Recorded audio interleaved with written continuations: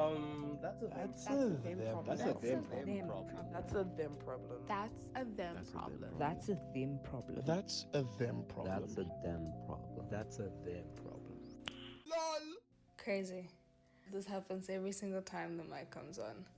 Hi guys, episode 6. How are we doing? Welcome to That's a Them Problem with your host Nick. I feel like I never introduce myself in every episode. I just start talking about stupid stuff. But welcome back to everyone that consistently keeps listening to this podcast. It's crazy that we're at this point and now we're introducing more guests. I want to hear from you now. The question that's going to be at the bottom of this episode will be like, how are you finding the podcast so far? I feel like now it's important to get feedback so that in season 2 at least we come back stronger. But just be kind, because realize that this is a self-produced, pushed pod. So realistic expectations, actualized expectations, please. But with that said, we are welcoming the second guest to the podcast. She's one of my closest people to my heart. She's the only person that could probably call me out on my shit ever in life, and that's only because we extremely honest with each other, which I appreciate more than anything. I don't know, it's just one of those things where even if life is really difficult and we plan, things just happen. And we end up spending time together, so that's really cool. The one and only Miss Lo. Oh my gosh, firstly, I did not expect that intro. You are someone who's very close to my heart, and I'm so happy that I get to be part of this very beautiful podcast. Honestly, everything so far has been so enjoyable, and I'm happy that I get to be part of the process. So let's get to it. I'm so excited to dive in. Please tell everyone what we're going to talk about today. So as everyone knows, we have a topic. Let's see how good we keep to the topic. One thing about Miss Lo and I is that we can speak forever and not end with the conversation that we began with. Yeah, so we're going to try to actually stay on track today. I pray for myself during editing because I need to still make sure that this is somehow coherent in the time allotted. Let's see what happens. I think we got it today. So let's hear it. Okay, cool. So the topic for today, obviously it's me. It needs to be a really dramatic and deep episode. The topic is the interrelatedness of relationships and oneself. Basically... we need to first of all, we need to dissect that title. What exactly is that? What are we even referring to right now? Interrelatedness or what? Okay, yeah. So basically, it's this long-winded way of saying the relationships that are... What's the through line of your relationships between... No. What am I trying to say? Okay. We're going to break it down. What is the baseline in all of your relationships? What is the similarities between all of your relationships? And how does it correlate to how you see yourself, essentially? In each of those relationships? What's the through line? Oh my gosh. So that's kind of it. Okay. So as the podcast has shown, the only thing that I really resort to is Google. So obviously I have some screenshots for everyone. And the words that I obviously Googled is breaking down the title and the words in the topic. So obviously interrelatedness, right, is a state of being mutually related or connected. So like I said, what is the through line? What is the connection between all of the relationships that we experience, and how does that relate to how we see ourselves? It's almost this idea of we create our identity through the community that we exist in. How do we pull our identity from other people? What's the thing that we continuously gravitate towards people with? Does that make sense? It does make sense. It actually does make sense.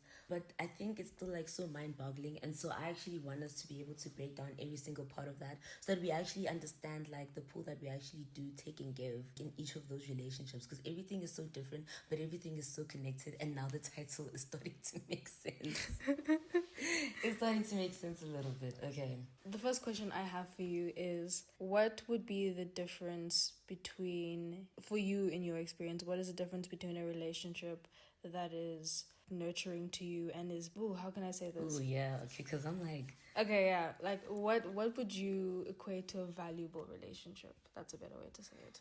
But this is with everything, like everything. Even if it's a valuable business relationship, a professional relationship.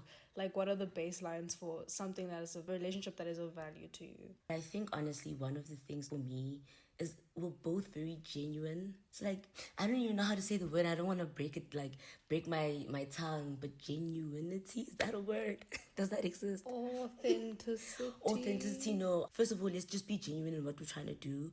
And also honesty. Like, if we can be honest about what this is, doesn't matter what relationship it is, business, partnership, friendship. If we can be like, okay, we're here because we're here for these purposes, these reasons. I actually think you're cool. I actually want to keep hanging out. That's very honest. Yeah. But if you're not there because you really actually want to be there, then what was the baseline? Why are we here? So we're just here to look at each other in the eyes and lie? Okay. Like, what? No. So if we're making a list of stuff, like, the first thing that would be genuine is that there needs to be a want to actually be there. Yeah. Okay. Like, and not a need for it, but like a want to actually, like, it obviously goes with how and what relationship you're establishing. Because if it's like an actual relationship, you have to want to be there. You know, you have genuine intentions to want to be there and just keep hanging out because you didn't have ulterior motives. Yeah. Kind of thing. Yeah, and if you did have ulterior motives, I want you to be honest about it. Like, listen, hey, I'm only here because whatever. I would respect you more if you came to me and you're like, hey, I think you're a piece of shit, but like, this is why I'm here. This is why I'm here. Yeah. And if you don't like those reasons, I won't be here. Kind of thing. Yeah. So that's kind of my take on your question. That's not like the whole thing of like how valuable it is, just like one of the things on the list. Yeah. Obviously, as time goes, that's when you establish the things like trust and things like you have to develop your communication skills, and that's a whole different conversation. But the baseline, honesty, genuine, quick, fast, you know. I hear you. Okay, so I'm gonna obviously take it deeper because I studied psychology, but I'm not a psychologist. She said I have a receipt from the University of Pain. Oh no. Anyway, so also what I wanted to bring into this was the topic of interrelated relationships and codependent relationships and the difference between them. Essentially, interrelatedness means that you find emotional security and safety in your friends, your partners, but are still established in a very like personal entity. You are one person and the person's someone else. Do you know what I mean? And then codependency is depending on someone else, a partner, a friend, for your entire basically emotional regulation and, you know, self-esteem and well-being and all of that stuff. And usually people who are anxiously attached, meaning that they feel like they are too much in relationships, so they overcompensate. Ooh. They experience codependency. Okay. Does that make sense? In a sense, yes. Thing is, like I said, it all depends on the relationship, but it actually does make sense. Even talking like a little bit earlier, when you were thinking like, what is a relationship you're codependent on? I thought like, okay, my mom kind of thing, you know, like that's something like, and that's like so deep. It's like when you said what you just said now, it just makes me like think what happens when it's like in a friendship situation or relationship, you know. So just repeat that one line again, because maybe I can just Can I give you an example? Yeah. Okay, so Brenda is dating Joel. Brenda. Yeah, Brenda. Okay. What the fuck, Brenda? Yes, that's not even. Brenda is dating Joel. Mm-hmm. Okay. Joel is successful. He makes money. He's seemingly emotionally regulated. I'm going to say seemingly because men are just, ugh. Anyway. That's why I looked at you like seemingly. Yeah, no, I know. I fetched Emotionally myself. I corrected myself, don't worry. And Brenda is limbo state, right? Where she's still trying to like figure out her life. She doesn't know what she wants to do yet. And she's obviously in this relationship with Joel. And she already has this like really bad relationship with her parents. She hasn't been able to really bond with them. So now she's obviously carried it into her like in romantic relationships. And so what happens is, besides the fact that she's had now this really bad attachment with her parents, now she's in a relationship with someone that is well established and she doesn't feel almost to par with that. Okay. So what she's going to do is she's going to overcompensate emotionally. Every time he has a bad day, she's going to be like, oh, how can I help you?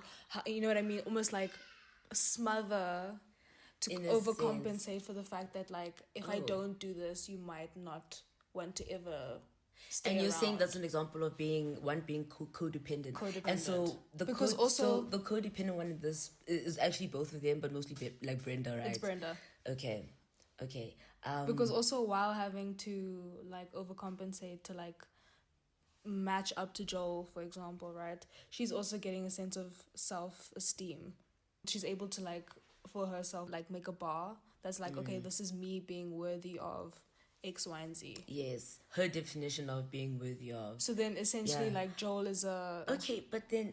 Not us having a whole telenovela episode like explaining...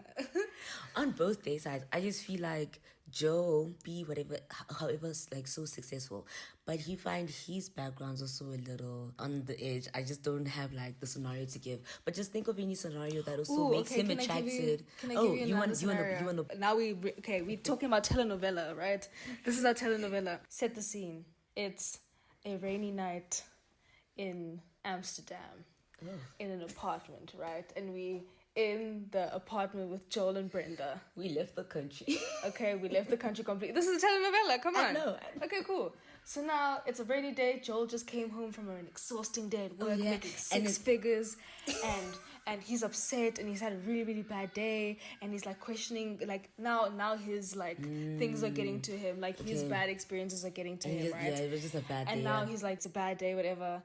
And now Brenda's been at home the entire day, like basically sobbing, thinking about what she's gonna do, what she's gonna tell Joel, because Joel's been like, so, you know, like do something today, maybe like look for jobs, or maybe like not look for jobs.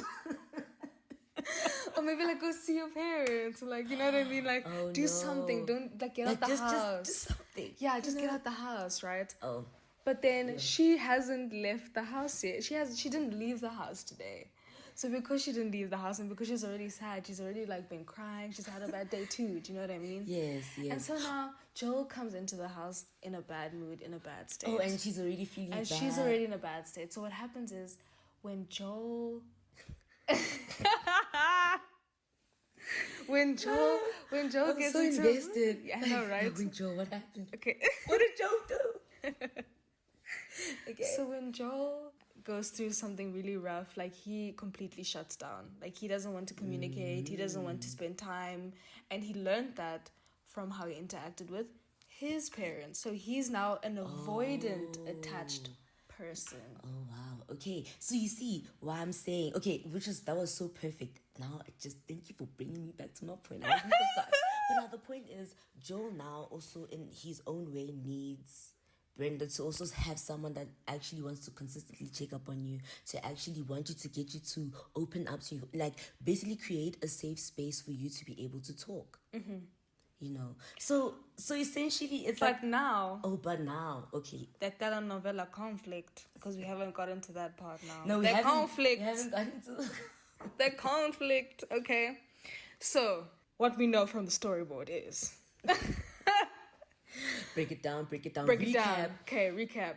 Brenda, anxiously attached, right? When she sees that Joel's going through something, when she feels insecure, she overcompensates and smothers him, right? Then you get Joel, who's successful, but he's an avoidant attachment person. No. And when he goes through things, he doesn't want to interact. He doesn't want to be around. The conflict is when Joel comes home.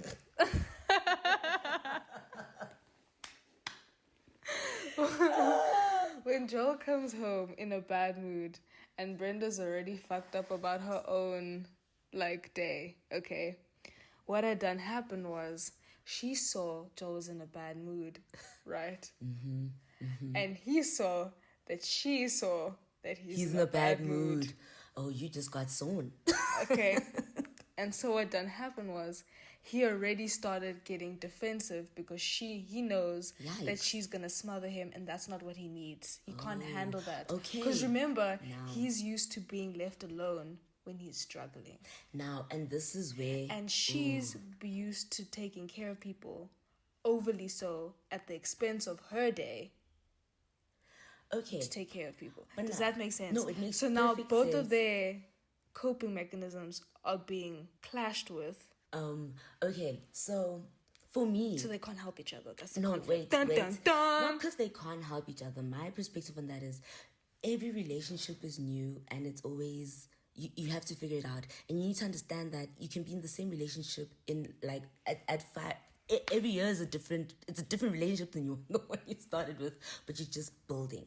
So for me, that conflict, it's not even a conflict, it's a matter of understanding, getting to a point where you're literally understanding that as Brenda, we get it, you overcompensate, you need your emotions, everybody, we all have our backgrounds. He will be able to open up to you if you allow him the space to kind of just be in that bad space right now.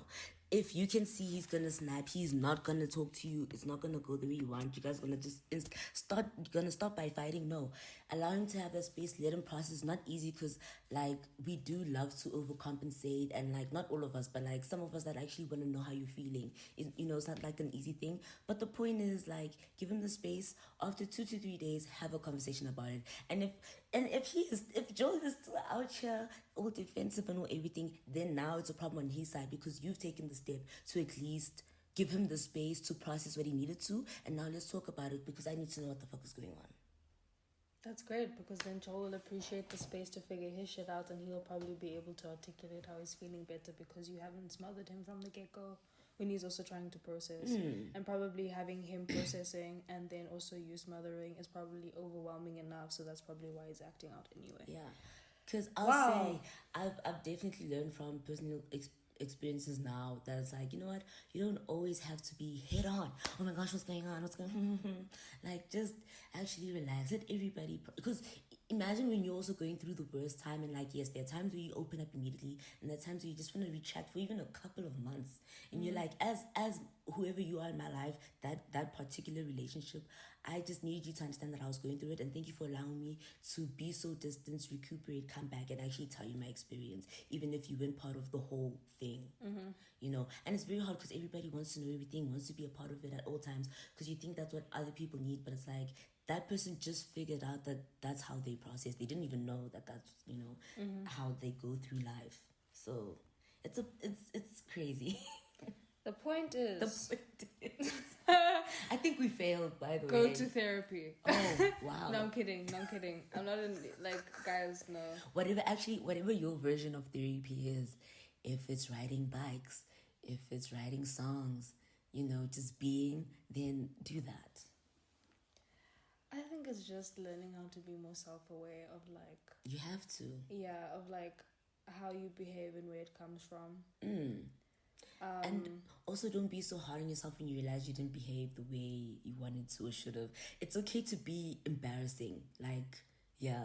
I'm also still trying to take that advice, but it's okay to be embarrassing. We were a little extra today. We were extra spice. Don't know who that is, but it's okay.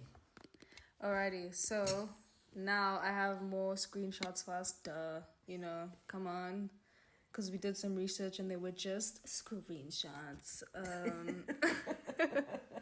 Okay, so when you feel safe with your partner or friend and you can turn to them for emotional support without sacrificing your boundaries, needs, mental health, or sense of autonomy, this is known as interdependent relationships. So not codependent, but interdependent.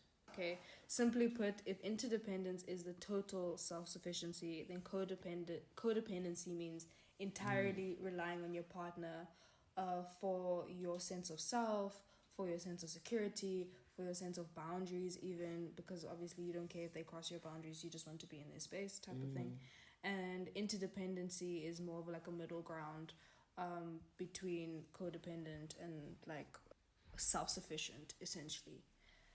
Do I have any more screenshots for us? Let me just check. Okay, and then it's just screenshots of the game that we're gonna play later. Oh my gosh, we have a game. We got a game. Okay, I think that one of the things I want to ask is, when it comes to platonic friendships now, when it comes to not even close friendship, we're gonna talk about acquaintances, right? These are people that we don't particularly have any deep connection to.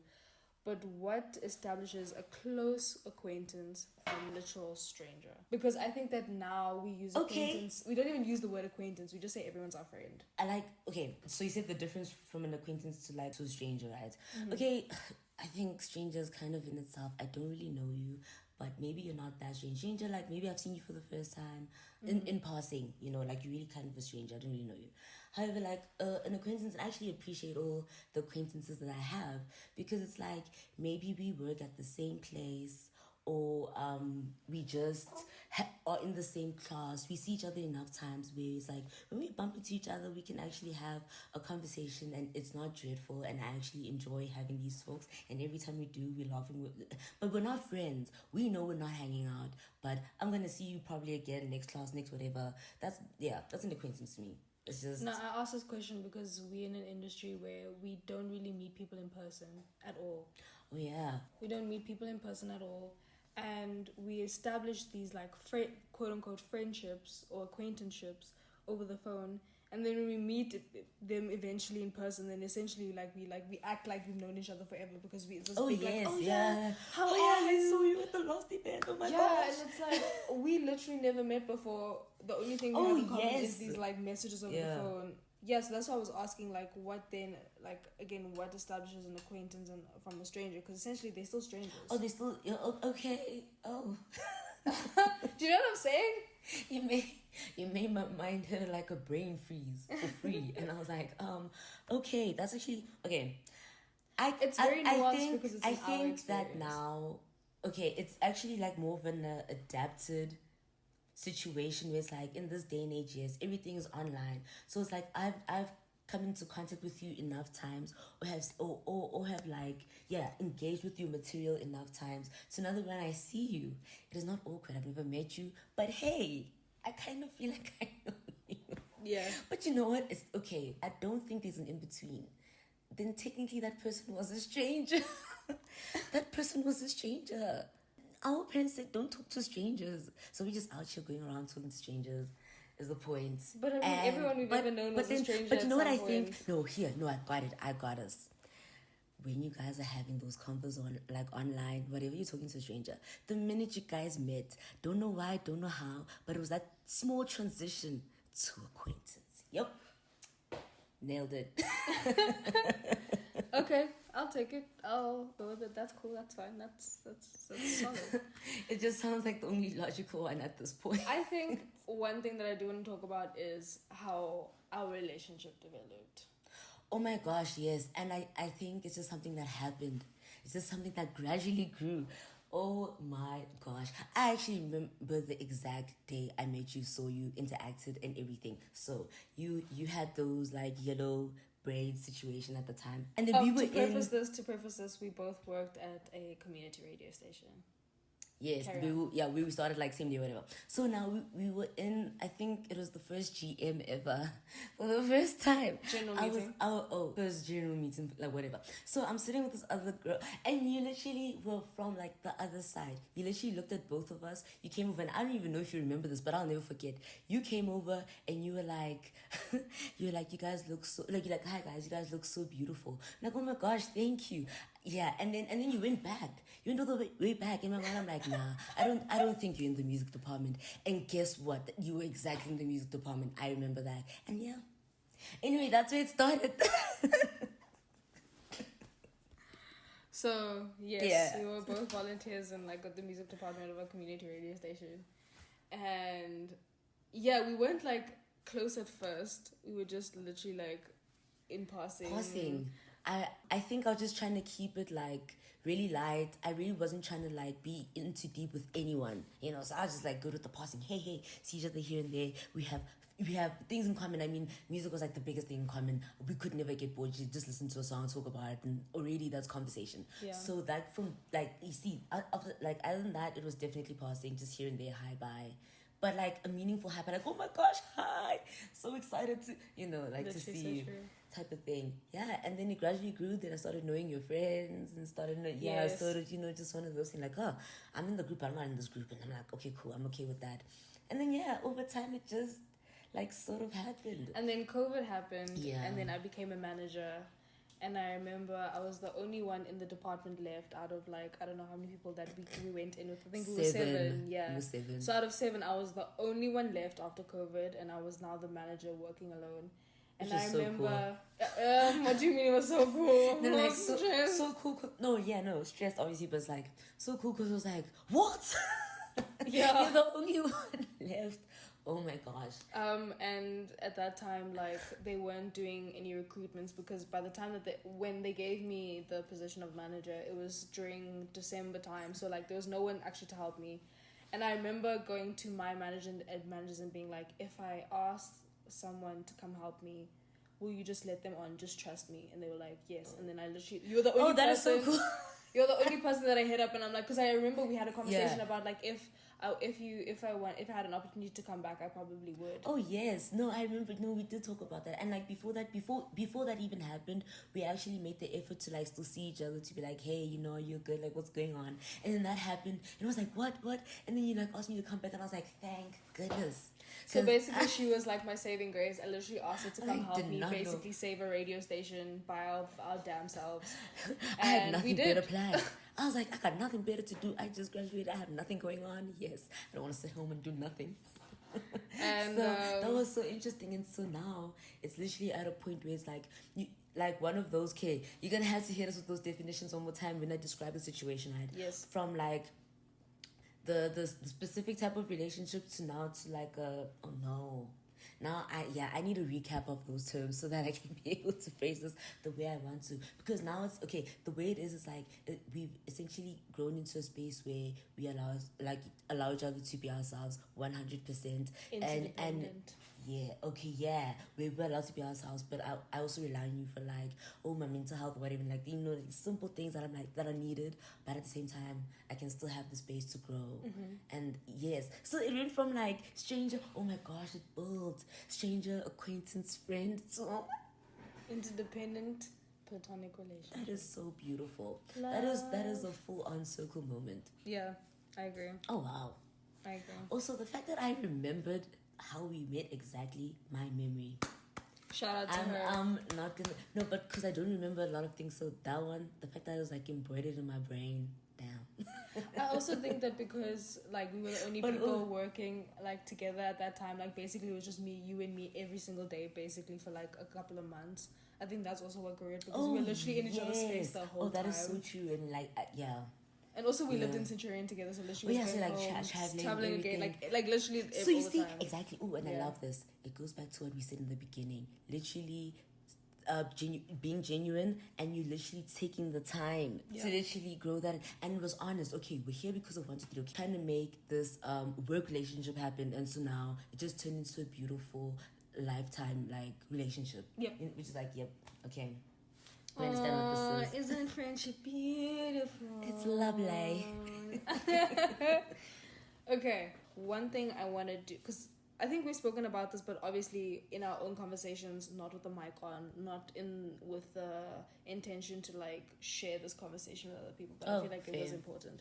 I feel like what are good traits in trying to make new relationships, trying to build new relationships? Ooh. like how, and it's not like it's such a wild question. Not like the basis of the relationship, but how can you show up in a relationship to have okay, yes, actually this is a very good question. Okay, first of all, outside of the deep stuff, whenever your like friend, person, whatever has something good going on for them, to be actually happy for them. Yep. You're actually so happy to support. You're not jealous. You're not like fronting, oh my gosh, like why is this happening for them and not me? Like, no. Like, to be so happy, like, oh my gosh, you started, that's a them problem. Oh my gosh, like that's so amazing. Like, oh my it's good. Like you do all the, like, you know, you have to actually like show up. And also I also think the pressure of in the same regard, the pressure of showing up as the person who needs to be shown up for, not putting pressure on the fact that I didn't post you on the same day that you dropped, but the fact that I was still happy for the overall process because I was doing my own thing. Because essentially your socials are honestly just for you, and it's not about on the same time frame as everyone. It's about getting the word out there in general. So just being happy for their success, their progress. Also, obviously being there for them for like the sad times. Yes, like that's a given. That's one of those where we don't have to talk about it, because if you're going through some bull, like I'm gonna be there to try. It's an unspoken rule. I don't have. It's not something that has to be spoken about. But the one that has to be spoken about is being happy for that other person. Yeah, because that is very important. And obviously, there's the light stuff of like just creating the time to see each other, or at least checking up. And I don't mean that in an obsessive way. I know that there are like some friendships where they just need constant communication, and it's not realistic for all friendships, especially when you grow older and get more busy. So if you can understand that you guys are busy, and it's not because you guys lost touch or lost connection, you guys are still good and still as solid as you left it last time, if not more solid, just that you guys had to go process and then come back. Yep. You know, to I can say our relationship, when we speak, if I would say we speak on a consistent basis when we're able to reply to each other if we remember to, and that's no, not for even, real. and like it's not even like a personal And it's thing, not even unintentional. It's like I know for a fact that like it's either that I don't reply for some reason, or like you haven't like replied to VN for some reason, it's and then like, either one of us will be like, shit, did I reply to that? I was like, no. Is she? And like content is dropping that time, and you're like, yo, I feel so bad. I don't even know. And then is she like, oh hey, sorry about that, and then we just carry on with the conversation. And it's not deep, and I feel like it's just one of those things where like I appreciate that our relationship is so solid in the sense that like what's the word? Like, there's no worry. Yeah, oh yes. Like I there's no know weight that, on our shoulder for no reason. It's like, okay, cool. It's weight because like we're carrying our own stuff, and then it's like, okay, but other than that, you have it. Our Maybe relationship is not a performance. I don't have to perform to be in the relationship. Does that make sense? I don't have to consistently. I don't have to adapt myself. Yeah. I just come because I'm not as currently raw. engaging doesn't mean I'm not part of it. You come as raw as you are at that time, in that moment. When you can, that's great. When you can't, that's also fine. It's just at the same time, as long as like we know that the other one is okay, doing well alive. Even if you're not doing well, as long as you're alive, like I know, okay, cool. Yeah. Kind of thing. And those, you see, those are the bases of like starting a new relationship, because obviously this is formed for like more than like 5 years plus now. It's like been a while. I don't even remember when 2019 was. Psych, I do. It was before COVID. but it has come such a long way, and also the patience to allowing it to grow. Because if you don't put a pressure on it, then like why would the foundation break, basically, if there's no pressure? Yeah. You know, so I love that. Alrighty, so now we're gonna play a little game. I'm gonna turn the phone away because I have to like basically like ask you. Okay. So basically the game is interdependent or codependent. Oh yeah. So what's gonna happen is I'm gonna give you a phrase of a characteristic that is either interdependent or codependent, and you have to tell me if it's either or. So I'm just gonna throw a phrase at you, and you have to tell me. So codependent, like my remix definition, absolutely need. You know, you can't do without it. Interdependent, you can be an individual and still depend. I said remix version. Oof. Okay. Let's just edit that quickly. So. Codependent is I will take what you want. I need this to be fulfilled outside of me, right? Okay. For codependent. And then interdependent is I am my own person and I invest in my relationship. Okay, yes. Does that make sense? Okay, cool. Let's start. This is an easy one. Seeking validation from your partner or friendship. Interdependent. Seeking validation. You want to look at me like that and be... How would it be codependent? Because technically, aren't you seeking validation for something you already made up on your own, but you just kind of want like a second opinion on kind of something? Not validation. I feel like in interdependent relationships, you would probably like ask for like a second opinion, but not for validation. Oh, validation. Like I want you to tell me it's good so I can actually do it because I have no confidence in this. That's kind of okay, you're right. Okay. Let's do another one. So if it's like $1 million, Okay, next one. Being able to be vulnerable with each other. I want to put that in co-dependent because like we need to be able to know that I have that space to be able to do that. That I don't know. I'm kind of hoping. I think you're confused, girl. Like what is characteristics of an interdependent and a codependent? I think even when you explain it, maybe it makes sense at the time, and then you ask the phrase, and then it gets a little confused. So for example, like for me, like the positive things, like this one, for example, being able to be vulnerable one with one another, I would think that's an interdependent relationship because you're only investing in emotional, and not in like my whole self. Do you know what I mean? Okay, yeah. Being able to be vulnerable with one another would be something that a codependency needs. Yes. Does that make sense? That's what I think you're getting at. Like, when I say something, it's probably what a codependent relationship needs, but it's actually what an interdependent relationship has. Does that make sense? Yeah. Listen, I was also but I feel like the more we go into it, the more confused I'm going to be. But I mean, we're still talking about it, so it's fine. Okay, cool. Having healthy self-esteem. Okay, let me think. No, okay, but that has to be interdependent. Yes! Yay, I'm getting the game, guys. One question at a time. Slowly but surely. Okay, another one. Okay. The relationship feels one-sided. Like, I'm just going to answer, like, codependent. Yes! Because remember, you're investing in your... Like, this is a real game, guys. I'm like, depending no on ways. one person Yeah, for for my one whole... thing. Yeah, okay, cool. See, this is some real shit, guys. Like, It has I hope you're also thinking. playing with us and also like, what This is is it? so crazy. Okay, interdependent or codependent. Blame shifting and not taking responsibility for behaviors and actions. That has to be interdependent, right? Because you're doing that on your own. It can't be a codependent thing. What if it's like both sides? So aren't you kind of investing your own time into being petty and all of that other stuff that you mentioned, blaming and stuff? Why would it be codependent though? Blame shifting and not taking responsibility for behaviors. Yeah, that's what I'm like. Why would it be codependent? Because you're not taking responsibility for your own feelings. You're asking other people to validate them. But is it intentional? Obviously, it might not be intentional, That's what I'm but saying. I'm just Isn't it saying, like, like blaming in general is a projection of unworked feelings, essentially. So I think it's still codependent. Okay. Because you're still asking someone to be the blame for something that's not you. Like, you're asking someone else. Do you know what I mean? But I think, like, I just go to the broader scope and I just think, like, sometimes you're not doing it on purpose, you know. But let's put it like this, right? If codependency is blame shifting and like being like you're the problem, right? Then interdependency is being like, listen, I have a problem and it was actually my fault. Do you know what I mean? Okay. And I take full responsibility and I'm gonna work on it. Like, it because makes it's my 100% thing. sense. Do you know what I mean? Yeah, okay. Alright. Like, Again, what it needs versus what it is. I think I'm done with this.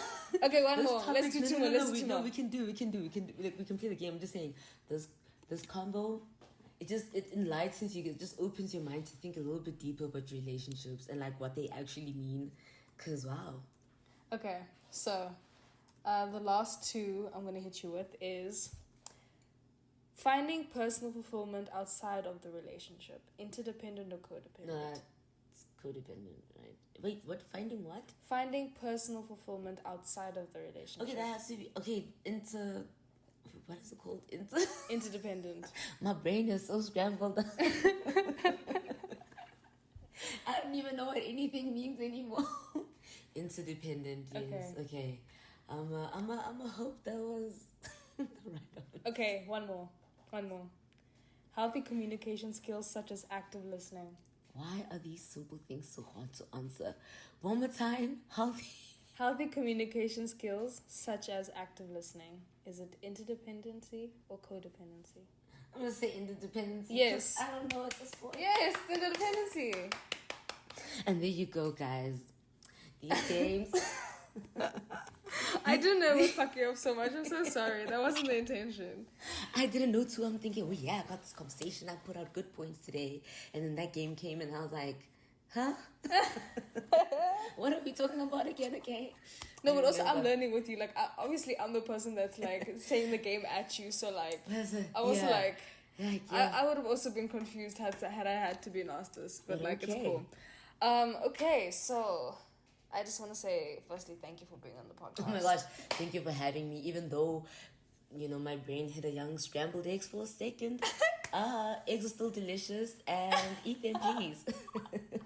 But anyway, it's so great. Thank you for having me. And once again, eggs are delicious. Once again, from the one and only Miss Lo. Catch me on some socials, TikTok, just Lilo on Instagram. And if you don't know how to spell those, it doesn't matter. You'll catch me in the future. where can people find you? Okay, no, to be fair, on IG, it's JUS_Lilo, literally LILO. And then TikTok, there's like a couple underscores. So just go to the IG and you'll probably just find the link there. Thank you so much for that. Guys, hey man, like I said, the question that will be under this episode is, what do you think of That's a Them problem so far? Other than that, just thank you so much for always taking the time to spend time listening to us talking shit and listening to me talking shit. But I hope that we've learned something today. I feel like this is a very interesting episode. Yeah, I feel like episode 1, the episode with Jody, and this episode has been slightly educational and fun. The rest, I don't think have been educational in the slightest. I feel like it's just been slightly more fun. No, it's been slightly overwhelming and making myself extremely vulnerable. But I think it's one of those things where maybe I'm just in my head about it. But anyway. Remember to keep your eggs sunny side up. Oh no, what is it with the eggs, my dude? Okay, I'm done. That was the last one. Hey man, go pet your dogs, go stand in the sun, go touch some grass. Go drink your water. Yeah, go tell some women they're beautiful. Also, keep your distance from women, men. And until next time, bye. Bye.